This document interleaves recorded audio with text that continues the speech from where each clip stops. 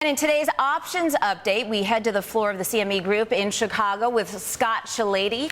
He's manager of fixed income at XFA Futures. He's going to show us how to trade like Bill Gross. And Scott, I guess everyone's kind of like, I like Mike. Everyone likes Mike. Everyone wants to trade like Bill Gross. So why don't you set this trade up for us?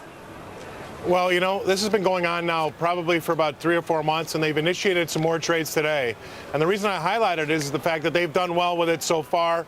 They've got a 35% return on their money with their get in and get out. So what we've got today taking place down here is that in September 10-year bonds, the 117 puts, they're heavily selling those at a price of 31.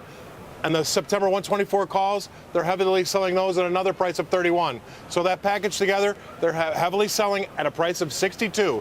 And what that gets them is that with 10-year bonds in September, above 117 or below 124, they're kind of bracketing where they think rates are going to be in September on the 10-year. So if we go back and look at their history, they've done it in June and they've done it in July. They've been fairly successful, actually very successful. They're continuing to roll that trade forward.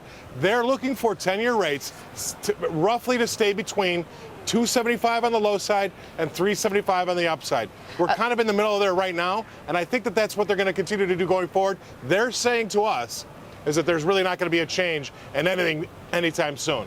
All right, so you get $31 a contract there. You net $62 as long as you stay within those bands on the U.S.